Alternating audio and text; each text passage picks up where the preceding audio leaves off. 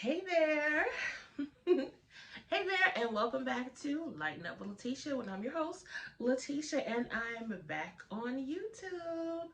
Thanks so much. A big shout out to my new favorite YouTube family, starting off with EJ the TV Junkie and Candy Loves TV, VKJ TV, Monique 69 Ways Johnson, Tamika's Den, Aries, and the Lawrence Report, and so many others. Thank you so much for putting me back on YouTube. I'm ready to get here and get started. Okay, so I do have a cat who is pulling on my. Stop it. Stop. He's pulling on my cord, but he might show up in the video. So anyway, I'm back, and we're going to be recapping Tyler Perry's Beauty in Black. Child, what a messy series this is, this Netflix series, and I'm looking forward to discussing it with you. So we're gonna do episodes 1 and 2. So it was just released again on Netflix last week, and let me just tell you, it jumps it right into the mess on episode 1 called Make It Rain, where we're introduced to this young woman who is knocking on the door of this hotel to get in to talk with this man. Now listen, I'm gonna go ahead and give you the names of the characters because I promise you, it seems like for the very first half of the whole show, we didn't know any of these people's names. So I'm gonna go ahead and give you the names. So we have Kimmy, who was a young woman who was stationed at Roy's hotel room. But as soon as she comes in, he starts berating her at the door. She's not dressed well. She's not classy. Calling her names and just berating her in just such a negative way. And here she goes begging, give me one more chance. Give me one more chance. I can do what you need me to do. I can do what you do. So anyways, she went on begging, but he kicked her out. Now fast forward to her and now her best friend. Her name is Rain. So Kimmy and Rain are at this convention center at the Beauty in Black speaking event. It's actually a scholarship event. And Kimmy is hoping to get one of these scholarships so that she can get out of this life, whatever this life is, and get a scholarship and go to school. But Rain is not so hopeful. She's like, listen, they're always going to be hoes, which is what they are, because they got into a little bit of trouble and now they're paying off debt. We'll talk a little bit about that later. So on the stage, again at the Beauty in Black convention, we meet Mallory Bellery, okay? She's a seemingly demure woman, seems to be shy and very humble as she is introduced and is told all about her accolades and all that sort of thing. Well, she tells her backstory, which was that she came from very humble beginnings, but her foster mother took her to a casting call, and the now Mr. Bellery, head of Black and Beauty, he spotted her, believed she was a star, and basically took her in. And as she toured with them or traveled with them throughout the years, she got close to one of the sons. They began dating around 16-ish. They got married at 22, and now here they are, part of one of the richest families here in supposed to be Chicago, even though it's being filmed in Atlanta. They're part of this dynasty or empire that they call Beauty in Black. So now let's head back over to the strip club where Kimmy works because she has to leave. She tried to wait for the scholarship announcement, but she just didn't have time, so she went off to work. Of course, she's met at the door, fine, because she's late. She's met by Body and Delinda, who Body is the bottom B, and Delinda is kind of the house mother or the home mother or whatever. By the way, this is a co-ed club, so you see all sorts of body parts moving and shaking all over the place, both male and female, right? Okay, so Kimmy warns Rain about Body because what Rain is trying to do is she's pushing her friend, Kimmy's best friend Rain, to get this BBL because her homegirl can hook her up and all that sort of thing. She was pushing real hard too. But Kimmy's like, listen, I don't trust her. I don't trust her, and I don't think you should do this. But anyway, Kimmy gets called away because she has a VIP customer. Now she gets into the back room for the VIP customer. It's an older gentleman, and he doesn't seem to be paying much attention to her, but through the slit in the curtain, he's actually watching the male dancer out there. And when she approached him and said, "Hey, do you want me to go and get him instead?" He gets offended. He's like, "This generation is you guys are just terrible, whatever." He throws the money at her and he leaves, very upset. Now, Kimmy didn't know what to think of that. She wasn't judging the man. She was just simply saying, "Hey, if this isn't what you want, I can get you what you want." So he goes out. At least she got the money, though. She gives the money to the house and she moves on. Okay, now we're back at that scholarship event, right? So a mother, I believe a single mother with 3 children, win the $1 million scholarship. So she's presented on stage. Mallory holds the baby. Baby throws up on her. And but you know, it was a fabulous time. They took pictures and everything. You know, it seems like she's just really a beautiful person. She's a philanthropist, but we'll see if that is actually the case. Jules, who was another character. Now Jules is the head of security for the Bellary family. He's also an ex-police officer or retired police officer who has a little bit of a backstory when it comes to Kimmy, Rain, and another character a little bit later I'll tell you about. So Jules pulls up for the first time of very many to tell Kimmy to get her tail in the car.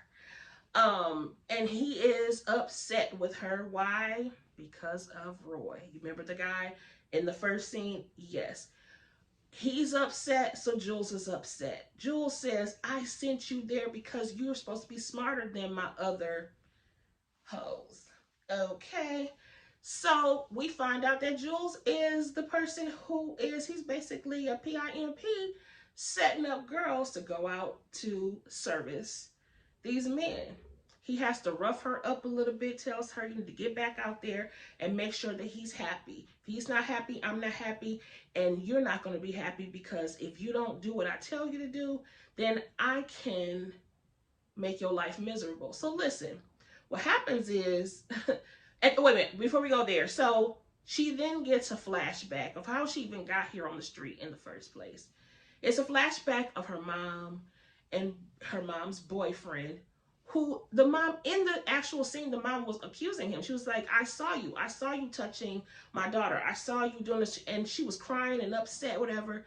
He convinces her that Kimmy is jealous of her mom and that she's the problem and not him.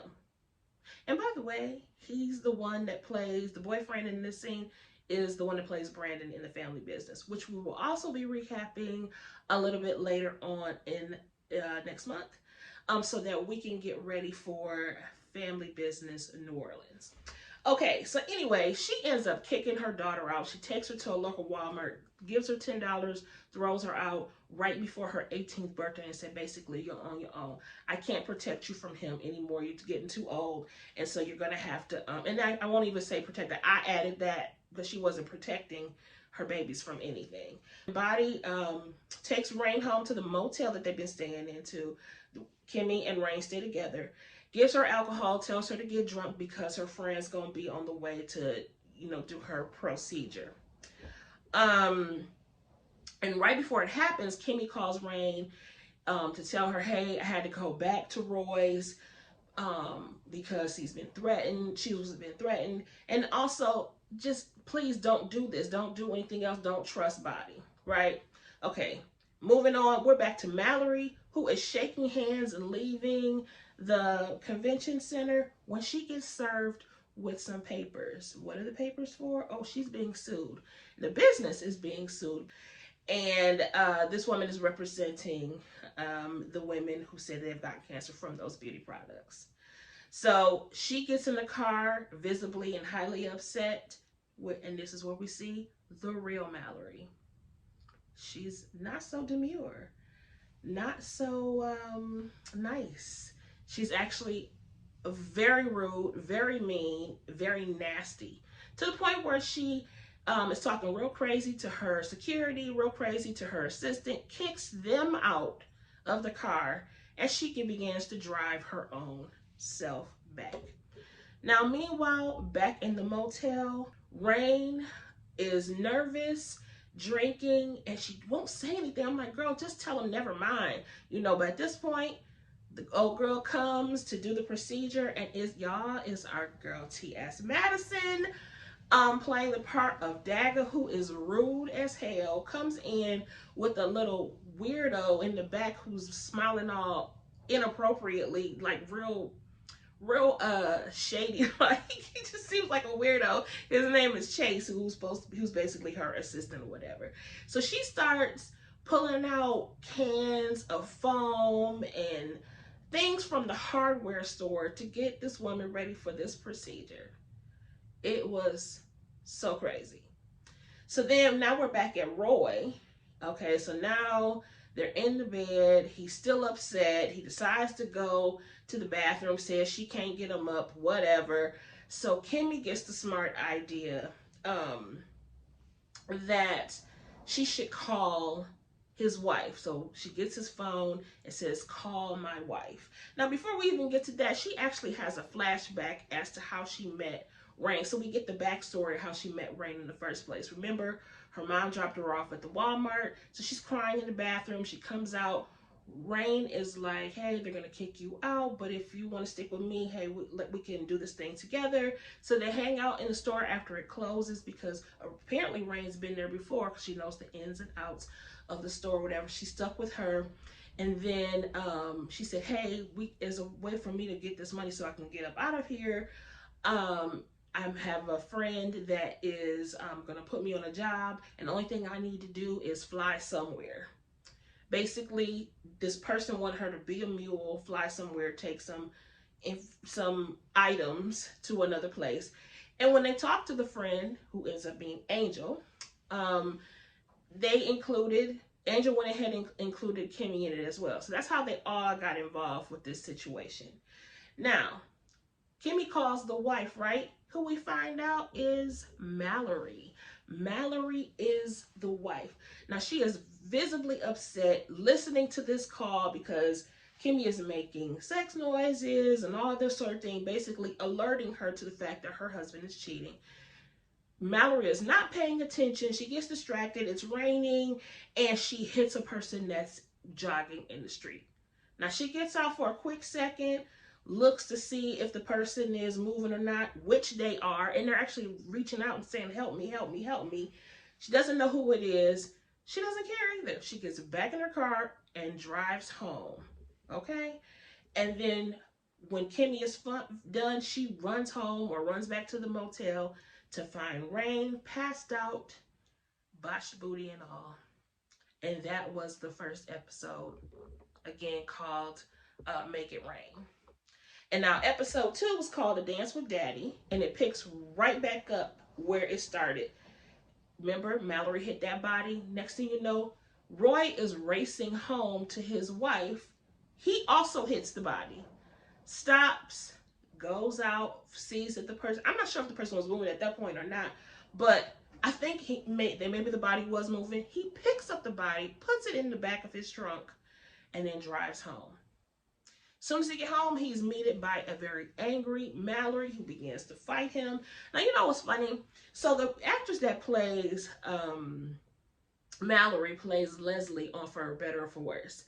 And when I first saw her face in the previews, I was like, can she really pull off a villain?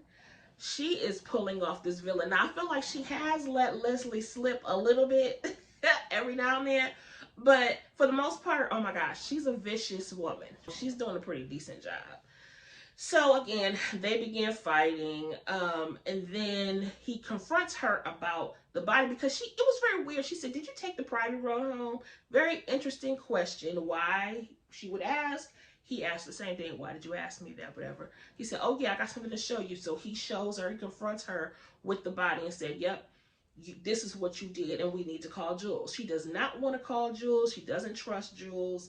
Moving on to back to Kimmy and Rain.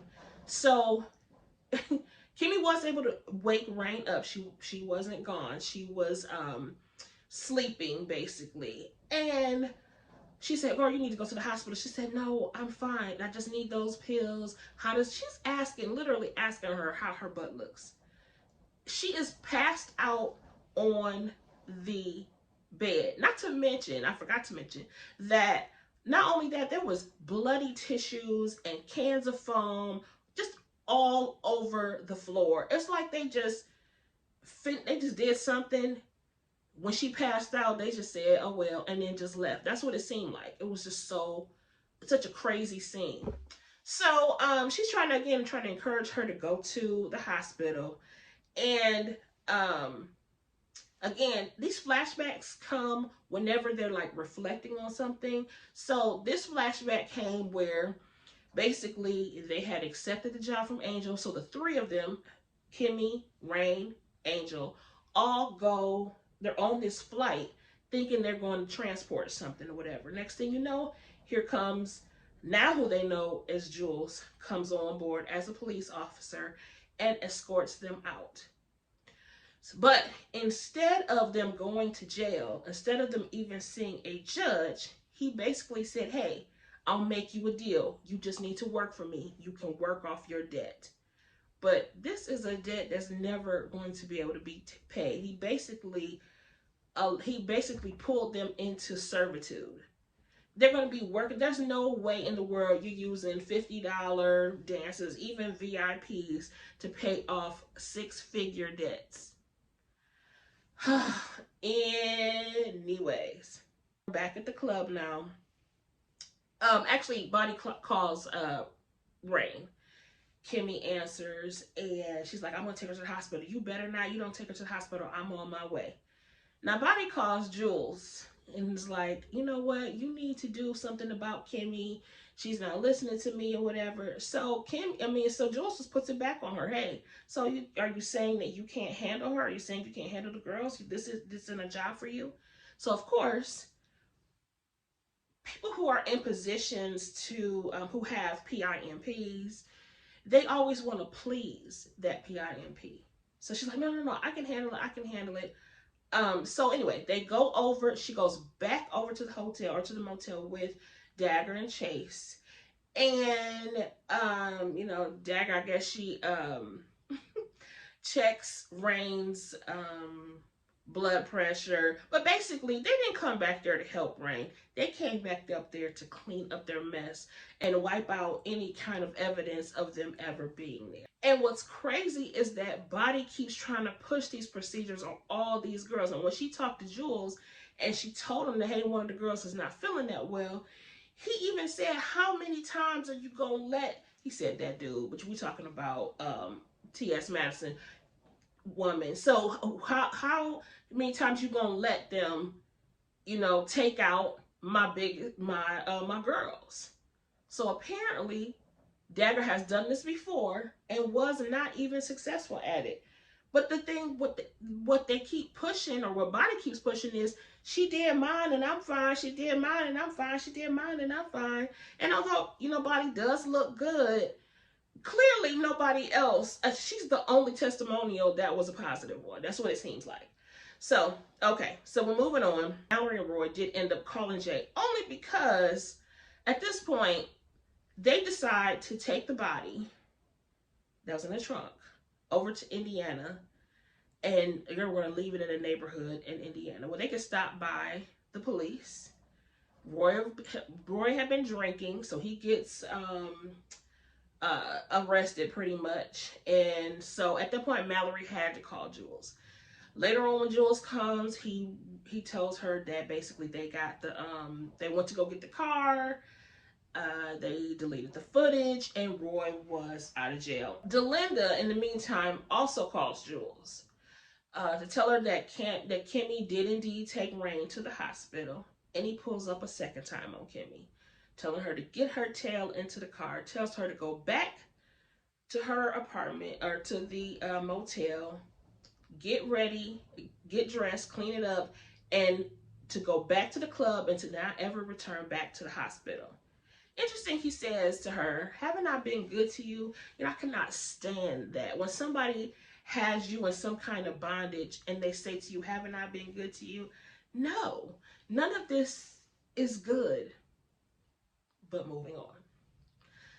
So next day, Mallory is all about the image. She does not care. She did not lose a wink of sleep about hitting somebody. She gets dressed, goes to work, and tells her husband, you need to get put on a suit today and show up at work as well. So she's at work being fake. Roy comes in along with Jules. Jules, it tells them that there was no body in the truck. So now they need to go and find out where this body is. Because at this point, they still don't even know who that body is.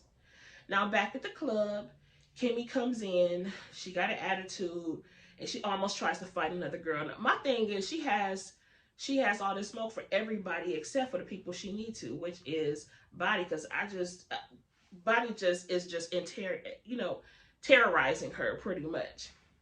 So then Delinda, who was the house mother, she tells Body that she needs to get Kimmy in line. She ain't running the girls like she thinks she is. They laughing at her behind her back and everything. So, but she tells Kimmy, hey girl, you got that VIP again. Goes back to VIP, it's the same man. And this time, he's much more open and said, hey, can you hook this up with me and the guy, which was Angel. She's like, yeah, I could probably do it for like $1,500. He was like, well, I'm on a fixed income. She said, okay, fine. If you're on a fixed income, my thing is, why are you even doing this? Spend your money elsewhere. He's like, no, he said he was dying and he really wanted to do this. So he said, okay. She said, okay, I can get it done for $500 and I'll let him know. So she talks to Angel. He agrees to $500. And Angel had a good question, like, what's in it for you? She's like, certainly not money. But when they were leaving, Angel, he drove himself, but Kimmy rode with the older gentleman. And the only thing she wanted him to do was to go to the hospital and just check on Rain. So they actually go back to her motel to get this deed done or whatever. But it didn't last long. I'm not sure what they actually did. But Angel came running out. He said he had the money. He was leaving. Okay, cool. So Kimmy goes in. This man is having a coughing fit. And he's like, can you please just take me home? She agrees to take him home. She drove his truck. It's a really, really long way. But then they pull up to this really huge mansion that has security and everything. He invites her into the home. And she's like, fixed income in a mansion? So this is where we find out who he is. He invites her in. He basically is like, the staff is gone for the night. Can you please help me? Can you just go down the hall and grab my medicine for me? So as she's walking around the room and finding his medicine, she notices the family pictures. Sees the family pictures, and you see Roy in the picture as well as Jules in the pictures. So it ends just like that. So that was the end of episode 1 and 2 for Tyler Perry's Beauty in Black. I hope that you enjoyed this recap. I feel like I was rambling a little bit, but I'll get used to doing this again. So again, thank you for joining me. And of course, please don't forget to like, share, and don't forget to subscribe, because y'all, I'm back. And I'm looking forward to doing this more often. So stay tuned to episodes 3 and 4. Again, we are recapping, and you tell me what you thought about episodes 1 and 2. What do you expect from this series? And what's your favorite part so far? In fact, tell me who your favorite character is so far down in the comments. So let's get the conversation started. And I will chat with you soon. Bye.